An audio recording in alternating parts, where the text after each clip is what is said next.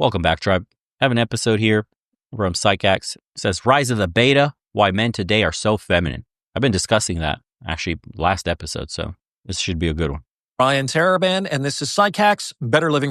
I'm Dr. Orion Taraban, and this is Psychax, Better Living Through Psychology. And the topic of today's short talk is Rise of the Beta. So folks online talk a lot about high-value men, alpha men, who can compete successfully both in life and in the sexual marketplace. We know that, all things being equal, women tend to mate and date hypergamously. That is, they tend to mate and date up status hierarchies. By the same token, we know how difficult it is to ascend those same hierarchies, which implies that those at the top must be more competent, more diligent, more intelligent, more ruthless, etc., than those at the bottom. However, all this kind of begs question. Namely, if alpha men are supposed to be at the top of social status hierarchies, then why is it that so many of our corporate leaders and cultural icons and elected politicians are such weak fucking dorks? Like, why don't we see alpha chads running the world? While we've seen a shift toward traditional masculinity as a positive in the most recent election cycle, why is it that so many leaders around the world seem to be beta males? Because they're compromised. Like, that shouldn't be possible, right? Because our political system's compromised, because money and politics, because the social setting, the culture that we have, demonizes any type of man, traditional masculinity, any man that would rebel. There's only one kind of man that would rebel. It's your traditionally masculine, Chad-esque type of men, the self-sufficient men. Those are the ones that revolt and change society and protect the other weaker ones from injustice and whatever else, tyranny. That was the first step, eliminate those. We've eliminated a mass proportion of those men through World War I, World War II, Vietnam War, and all the other bullshit, Afghan War, all that, the Iraq War, all that stuff. We've eliminated a ton of real men in society, and all that was left were the betas, were the weaklings. A lot of weaklings were left over that reproduced, and reproduced even more weaklings, and they're multiplying. That's the real truth. You want to get blackpilled on this shit? We've eliminated most of the great men in our history. Why do you think, for example, after World War II and Europe fucking destroyed itself 12 times over, pretty much, that we had a slowdown in science, a slowdown in breakthrough thinking, theories of how the universe works, inventions, where's all our great inventors at? Where's our Nikola Teslas? Where's our Edisons? Where is that? We used to have inventors left and right now. Now, look at the world today. We got one guy that's doing really cool shit, technically. It's like Elon Musk. There's a couple of others, but for the most part, yeah. Scientific progress has stalled. We don't have new theories about anything. It's just all people are doing is building on the theories of those men from those eras. For example, like Albert Einstein's theory of relativity, all the stuff that we have today is just building upon his theory. Oh yeah, this is, Albert Einstein predicted that we would see this. And it's like, now we predicted this, and quantum mechanics shows that this theory of relativity, and it's like, yeah, but do we have anybody after the 1930s, 40s, even 50s that has even done anything monumental, like, moon landing, stuff like that, going to space, all that? What do we have? We had Elon that could catch a rocket. That was monumental. That was huge. AI, the advent of AI, monumental. That's huge. Okay. But is our society, we were promised way back then when we had the new atomic age and all these great men were inventing crazy shit, bro, like splitting the fucking atom. Nuclear weapons were being deployed. Nuclear energy was supposed to be cheap everywhere. We're supposed to live like something out of the Jetsons. We're supposed to have robots already, flying cars, floating cities, crazy shit, moon bases. We were imagining crazy things in the 60s and 70s. You could see it based on the movies, the culture, the cartoons, shit that was talked about. What did we get instead? Degenerate movies. We can't define what a man or a woman is. We went from splitting the atom to what's a man and what's a woman. We put tampons in men's restrooms now. You could retroactively withdraw your consent after having sex because you didn't like the guy. You got shamed in class by girls. Being stoic in ambitions and managing your emotions as a man is considered toxic masculinity. You need to be weak. You need to cry. You need to show emotion the way they want you to show emotion. Why are men today so feminine? Look at all the fucking microplastics in the environment. You practically drink a credit card worth like every fucking week nowadays. The pesticides in our food. We're being poisoned. We're so weak that we allowed legislation like the Patriot Act to be passed that takes away your rights. We're so fucking weak that we allowed Citizens United to be passed, the death knell of United States democracy. We mixed money and politics together. That was the final nail in the coffin. We've been downhill ever since, rapidly accelerating. Our country is for sale. Our politics are compromised. Our politicians are all compromised. Forget the Epstein list and all that. They don't even make office. They don't get voted. They don't get past the campaigning stage unless they're bought out by some billionaire or dark money super PACs or foreign interest groups. If you don't have one of those backing you, you don't even survive the campaign trail. This entire system is designed so that weak men rise to the top. In fact, on the surface, it seems to be a flaw in our model. Shouldn't the guys at the top, no matter how they present themselves, be the alphas by definition? What is going on? It's a very interesting question. In today's episode, I'm going to offer a possible explanation for this phenomenon.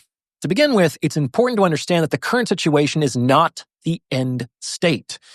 This is not how things are supposed to look at the end of the game. What we're currently experiencing is an intermediary stage in a social movement that may or may not reach its conclusion depending on current and future events. Beta males in positions of power is not the desired end goal. It is merely a necessary step in the direction of that goal. The best analogy I've been able to come up with to explain what is going on comes from the TV show Survivor. Now, I'm not a Survivor superfan, but I'm familiar with the premise, and I find the program absolutely fascinating from a social psychology perspective. Winning the game depends on correctly adapting a fluctuating system of strategies in a constantly changing social milieu. It's not enough to be the smartest or the strongest or even the most well-liked. It's realpolitik with real people. They've produced nearly 50 seasons of the show already, so even if you've never seen it, you're likely familiar with the premise. In any case, in one of its nearly 50 seasons, Survivor conducted a gender-based experiment and pitted men against women. Though the team started out in equal numbers, only women made it to the end game. All the men had been eliminated. And this outcome is particularly surprising given how the game began. At the beginning of the competition, when the men and women were segregated, the women didn't win a single contest. Actually, no, it's not fair to say they didn't win. They didn't even come close to winning. It was a bloodbath. The men were destroying the women on every single challenge the game presented. Not only that, but the villages, like the way the two teams were living, were completely different. The men had formed a cooperative system. They constructed shelters, marshaled fire, and were eating game. They were living fairly comfortably, given the rather primitive environment they found themselves in. On the other hand, the women were basically huddling under rocks, wet and cold. They didn't have the skills or the systems to construct even a tenth of the men's infrastructure. And of course, the better the relative conditions, the easier it was for the men to maintain their competitive advantage. So given all this, how did the men go from being absolutely dominant to being voted out of the game? How did the women pull off this coup? It's an interesting question. Pause the episode now and see if you can figure it out. All right, so this is basically how it went down. It soon became obvious to the women that they were not going to be able to win in a head-to-head competition against the men. And every time the women lost, another one of their numbers was voted out of the game. They understood that their days were numbered and that they would have to try to undermine the men in some other way. So what the women did was sow dissension among the men. The women observed that as powerful and skillful as the men were, this power and skill was not distributed evenly across the group. A pecking order had organically emerged, and the most competent and accomplished had risen to the top. These men, whom we could call the alphas, were responsible for a disproportionate majority of the team's success. Now, awareness of this fact was not lost on the men. However, it didn't really seem to bother any of them. You see what I mean? Weak men are your enemy. I've been telling you this all the time. Women grab the consensus from the weak men and begin undermining the alpha structure that was set up. I'm telling you guys, that's what happened in society here. It's a beautiful analogy for what's going on. So the real truth is, when they say repeal the 19th, no, actually you need to repeal voting from most people. Only the most competent of society should be able to vote.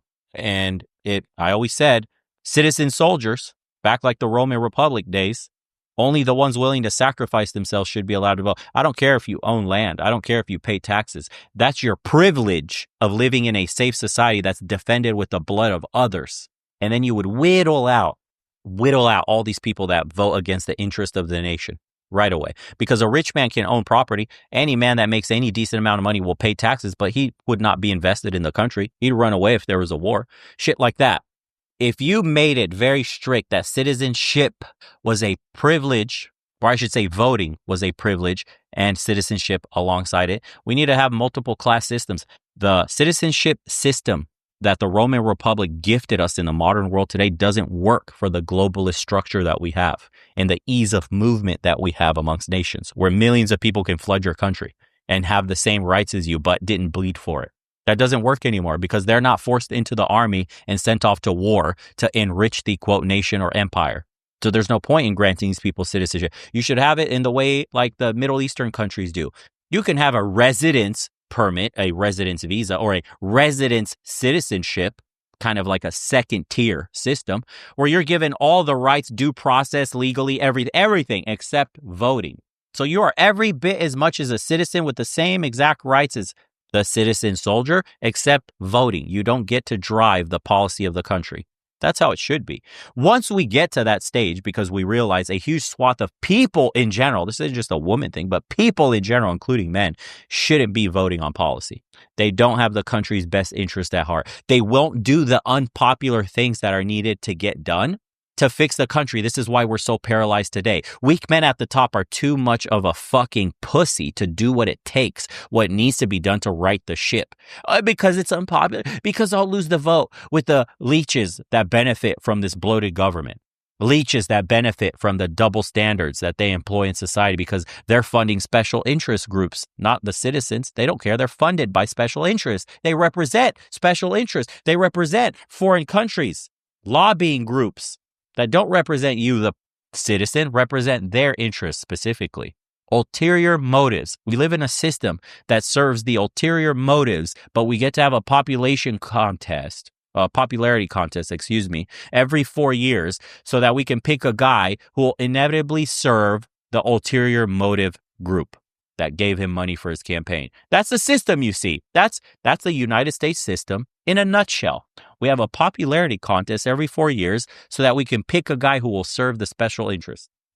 Why is my life getting worse under Republicans and Democrats? Why is there a marked decrease in the last 50, 60 years, if not more, of standards of living of Americans, whether a Democrat or Republican gets voted in, whether it's fucking Trump or the next moron that Team Blue is going to pick? It's all going to get worse. Why? I told you why. They were teammates and aligned toward a common goal. It was okay that some men were higher status than others because there was still a place for every man in the economy of that society. It was kind of like a high-functioning sports team. The whole team could acknowledge their best players as their captains and yet not impede their ability to work together successfully. In fact, this kind of hierarchy probably makes a team's success more likely as the team has functionally endowed certain individuals with executive functioning, which can expedite decision-making and cooperation. That said, the women were able to create dissension in the ranks by sowing doubt among the lower status men. They found some pretext or other to corner the lower status men and basically said, look, we get it. You won. We're screwed, and our time here is limited. We're not going to win. But before you start celebrating, you've got to consider, as soon as we're gone, who do you think is going to be next? Huh? Do you think you're going to beat out those alphas? As soon as we're gone, you're next on the chopping block. We can't beat those guys, but let's be honest, neither can you. So let's form an alliance against the alphas for our own mutual self-preservation. Now, on some level, this was a rational argument. However, the women also spiced this offer with a couple of emotional tidbits. First, they played on the beta male's pity by damseling. They made an uncommon show of their misery and helplessness in order to evoke a helping response from these men, which they eventually succeeded in doing. Before too long, these betas were sharing food and fire with the women, their competition. So by plucking on male heartstrings, the women were able to create a fifth column inside of the men's village in order to secure instrumental support, something that the alphas would be less likely to do. Second, the women lightly flirted with the betas and suggested the possibility of relationship further down the road. Like once the alphas had been removed, the women indicated that they would be able to move into the village to take their place. And wouldn't that be more pleasant company than a bunch of sweaty dudes? So through a combination of fear, pity, and desire, the women were able to persuade a group of lower status males to betray their higher status teammates, initially through clandestine sabotage and bad faith, and eventually through open revolt. However, by this time, the women and the betas together comprised a majority bloc, which was able to get rid of the threatening higher status men. And once all the alphas were gone, guess what happened? The remaining women broke their alliance with the betas and voted every single one of them out of the game. After all, they were no longer useful. So the outcome the betas feared, the outcome that motivated them to betray their teammates, was precisely the outcome that came to pass as a result of their betrayal. And that's how the women were able to beat out the men and win the game. They could not succeed in direct competition. They were only able to survive by turning the lower status men against the higher status men through the manipulation of fear, pity, and desire. Pretty clever, huh? If you're interested in taking your understanding to the next level, males in positions of power and authority today. It's a stage in the process. For the last few decades, we've collectively been voting the alpha males out.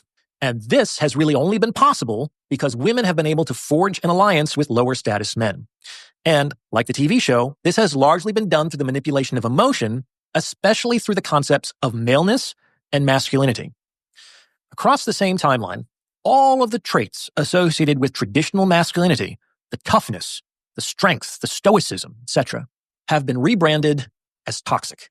Impressionable young people who are typically still sorting out who they are and who rely heavily on external approval to navigate this process have been raised with a notion of what makes a man good that has almost entirely been constructed by women. You can see this most clearly in the shaming language that women employ. A real man is always defined via his relationship with women, never to himself. And this, in turn, has created generations of weak, misguided men who have gotten this way by trying to rise to the conception of manhood that has been formulated by women. Exactly. And it is likely that this conception that women, and let me ask you a question. Is it likely that this conception that women have created is exclusively or even primarily in the best interests of the men involved? Just put the shoe on the other foot.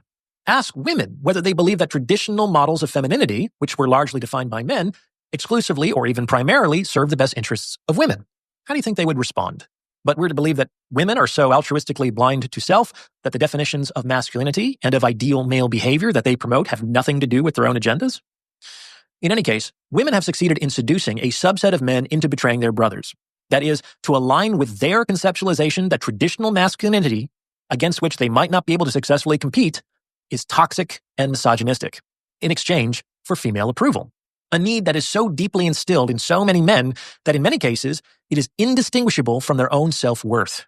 This alignment not only produces fewer alpha males with each subsequent generation, but it also creates a powerful voting bloc capable of removing the remaining alphas from positions of authority using ideologically backed policy initiatives as well. And why is this occurring? Because, just like on Survivor, the modern woman is in competition with the modern man. Gone are the days of complementarity in which men and women functionally moved in separate orbits. The modern woman is in her masculine, and she has chosen, or has been forced, or has been incentivized, depending on your perspective, to enter into historically male social domains and carve out a space there. They want money and power and status and recognition. And to get those things, they have to beat out the men who also want those things. The issue is that, just like on Survivor, the alpha males are extremely difficult to beat in direct competition. Like even the other men couldn't beat them. So these men have to be removed from the game if women have a chance of occupying the highest positions of power and authority. And ultimately where the rainbow community ended with what men were becoming there. That's the ultimate expression of that. Because you want to get rid of the weak men too and completely feminize them and break them mentally. That's the ultimate extension of the ideology. I was raised by and around women. My dad died when I was young, raised with nice guy traits. Spent a large chunk of my life trying to be what I was told the women in my life wanted. Eventually, after enough punishment for that, I finally listened to the instinct that's constantly been screaming at me to ignore these directives. I now have the time and calm to start figuring out who I actually am. Yeah, if you just watch this episode, watch the last two. You'll get a feeling for what's really going on here. We're in the weak men create hard times phase. Buckle up, boys. Indeed. I told you, I was saying this years ago, guys, like multiple years ago. Remember when I was saying, I know we're talking a lot about women in the hypocrisy and dating culture and all that, but ultimately it's weak men who are your enemy. It's weak men who brought this world upon us, who made this possible, who lowered the standards for society, for what virtuous men should be, for what men should look for in women. Why? Isn't it crazy? When we talk about simps, for example, the weak men, one of the many classes of weak men, these guys accept single mothers. These guys accept chicks who've done OnlyFans. These guys get married to those kinds of women. These guys become pay pigs. They give women money just for a simple hello in a direct message. They will pay women to go out on dates with them. Women Actually say online today, stop talking to me unless you're going to cash at me $50. I'm not going on a date with you unless you cash at me $80 to do my nails. Why would a woman have the kind of audacity to do that unless men already offer that to her? Women aren't actually your enemy here. They're a byproduct of weak men. That's the brutalest red pill in all this. Women are a byproduct of weak men. So we need, you know how you look at women with disgust, the modern woman today, and you're like, I can't believe what women have become. You should equally, if not more, look at what weak men have become today and be reviled at what you see. Absolute revulsion at the thought of what a weak man is today. They should be shunned. They should be ostracized, but we can't. That we're not allowed to talk about that. You should be weak. You should cry. You should let your emotions out. And by the way, take some big pharma pills that completely destroy your brain to help you cope with these feelings.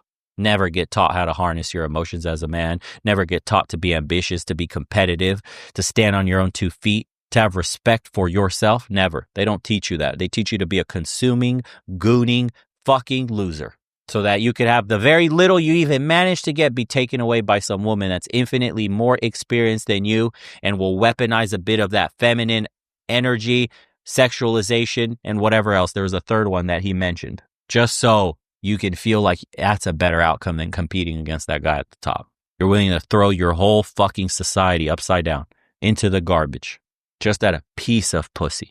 That's why I can't stand weak men, and neither should you.